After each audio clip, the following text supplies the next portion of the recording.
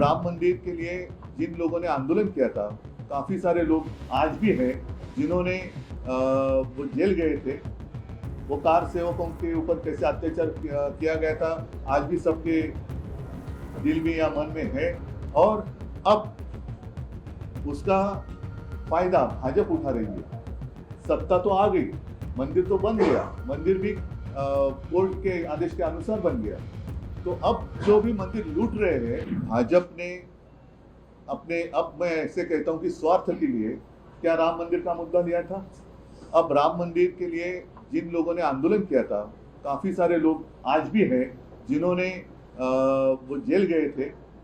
वो कार सेवकों के ऊपर कैसे अत्याचार किया गया था आज भी सबके दिल में या मन में है।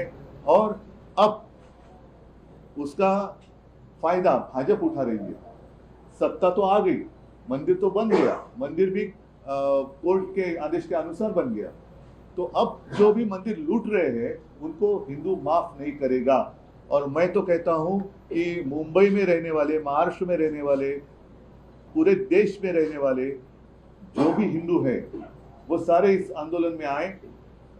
उत्तर भारत तो ही है, लेकिन मुंबई में रहने वाले उत्तर भारतीय जो भी जय श्री राम कहते हैं वो भी हमारे साथ जुड़ जाए। जय शिवराय, जय श्री राम कहते हुए वो आए। 5 तारीख को मैं सबको आमंत्रित कर रहा हूँ। जो भी राम भक्त हैं और जितने सारे हिंदू जिनको ये सारी बातें पसंद नहीं है, गुस्सा है दिल में, वो हमारे साथ आए। और मैं इसलिए कह रहा हूँ कि उत्तर भारतीयों को भी मैं आमंत्रित कर रहा हूँ। दादर में आने वाले रविवार को 5 तारीख है, लगभग दोपहर के 4 बजे के आसपास मारुति का मंदिर है जहाँ पहले कबूतर खाना हुआ करता था। वहीं पर एक हनुमान मंदिर है, वहाँ हम सब सारे इकट्ठा आएंगे। राम रक्षा, हनुमान स्तोत्र और हनुमान चालीसा हम वहाँ सबके साथ बोले। उद्धवजी, राम मंदिर उभारणीत सगळ्यात पहिली देणगी तुमच्या पक्षाला दिली, सगळ्यात पहिली बीट तुम्ही दिली, 1 कोटी रुपये। हो, तर मग तुम्हाला हे वाटत नाही का, समजा जर दान पेटीत अपहार होत असेल तर थेट अयोध्येत जाऊन अशा प्रकारांच्या बाबतीत जाब विचारला जावा? अयोध्येत तर मी जाणार आहे, मी काही जायला लाजत नाहीये, अयोध्येत जाणार। परंतु ज्या संपूर्ण देशाने, ज्याच्यामध्ये महाराष्ट्राचा सहभाग मोठा होता, भाजपला दिल्लीत बसवलं, तो महाराष्ट्र आहे। तर महाराष्ट्रामध्ये सुद्धा हे आंदोलन व्हायला पाहिजे। महाराष्ट्र एकदा जागा झाला की संपूर्ण देश जागा होतो। त्याच्यामुळे पहिलं महाराष्ट्रातनं मी सुरुवात करेन आणि अयोध्येत पण जाईन ना मी।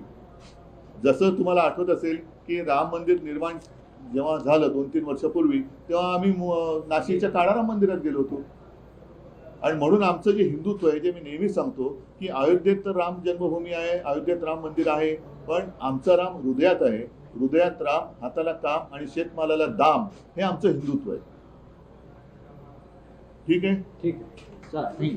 आणखी एक विषय होता तो सोमवारी गांभीर्याने सुरू आहे मुंबईतली जी परिस्थिती। नाही, त्याच्याबद्दल मी ऐका नाही, आता नको, कारण ह्या सगळ्याचं जे मूळ आहे ते भाजपच्या कारभारात आहे।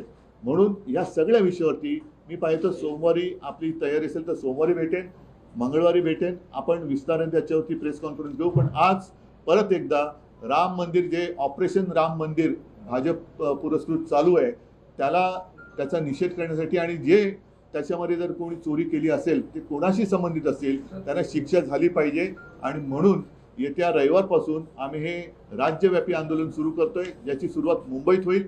राज्यामध्ये खेड्यापाड्यात, गावागावात कधी कुठे कसं करायचं तो सुद्धा कार्यक्रम आम्ही लवकर जाईल।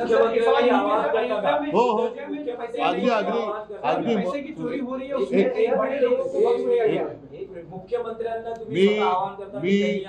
मी याच्यामध्ये पद बघत नाहीये। जे राम भक्त असतील, जे अस्सल हिंदू आहेत, ते मग पदाने कोणी असतील, कोणत्याही पदावर बसले असतील, त्या सर्वांनी यावं। ज्यांना रामाबद्दल प्रेम आहे आणि ज्यांना राम मंदिरात होणाऱ्या चोरीचा एक राग आलेला आहे, त्या सगळ्यांनी यावं।